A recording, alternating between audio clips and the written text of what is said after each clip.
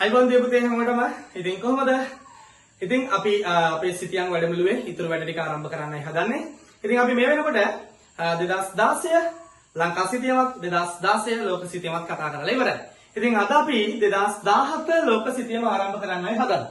ඉතින් අපි කොහොමද බලමු 2017 සිතියමේ ස්ථාන සකස් වෙලා තියෙන්නේ.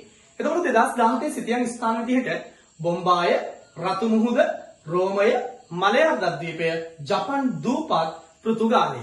එහෙනම් ඔන්න ඔය ටික තමයි පුතේ 2017 සාමාන්‍ය පෙළ ලෝක සිතියමට ඇවිල්ලා තියෙන්නේ. එතකොට අපි මේ ස්ථාන ලකුණු කරද්දී අපිට ඉන්දියාවෙන් කොටසක් ඇවිල්ලා තියෙනවා. එහෙනම් හැම සාමාන්‍ය පෙළ ලෝක සිතියමකම අපිට ඉන්දියාවෙන් කැලලක් එනවමයි නේද? එහෙනම් අපිට ඉස්සෙල්ලාම තියෙන්නේ බොම්බාය.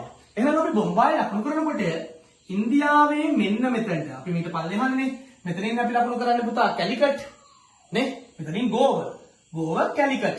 එහෙනම් මෙතනින් ලකුණු කරන්නේ පුතේ බොම්බාය කියලා. හරිද? එහෙනම් බොම්බාය කියලා අපි ලකුණු කරනවා මෙතන.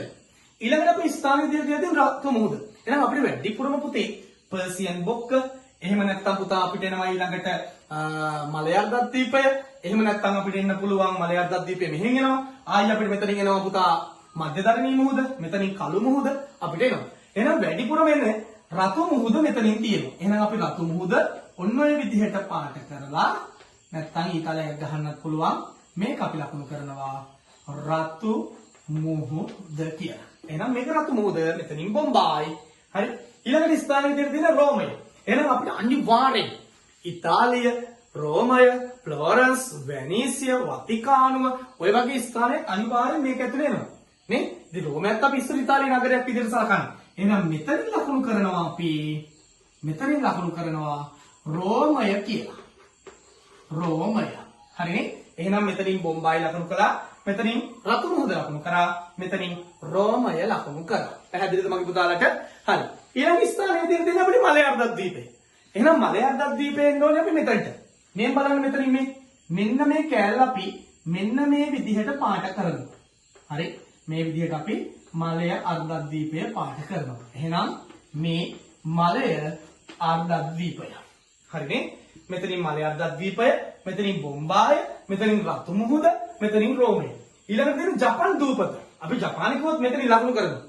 හරි? හිරෝෂිමාත් මෙතන, නගසාකිත් මෙතන, ටෝකියෝත් මෙතන, ඊඩෝත් මෙතන. එහෙනම් අපිට දැන් ඇවිල්ලා තියෙන ජපන් දූපත. ඔයාලට පුළුවන් මෙන්න මෙහෙම රවුමක් ගහලා හෝ මෙතනට ඊතලයක් ගහලා ජපන් දූපත් කියලා. එහෙනම් මේ ටික අපි සලකන්නේ ජපන් දූපත් විදිහට. පැහැදිලිද මගේ පුතාලට? හරි. ඊළඟ ස්ථානය අපිට තියෙන පෘතුගාලය.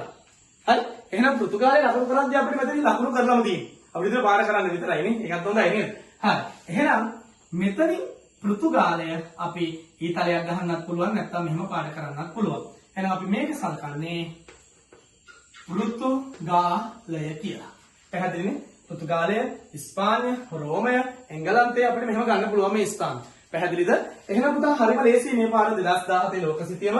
එහෙනම් මෙතනින් රතු මුහුද, මෙතනින් රෝමය, මෙතනින් පෘතුගාලය, මෙතනින් බොම්බායි, මෙතනින් මලයාර්ධ ද්වීපය සහ ජපන් දූපත් විදිහට ගන්න තියෙනවා. එහෙනම් හරිම ලේසි සිතියමක් 2017. මොන හරි ගැටලු තියෙනවා කමෙන්ට් එකක් දාන්න.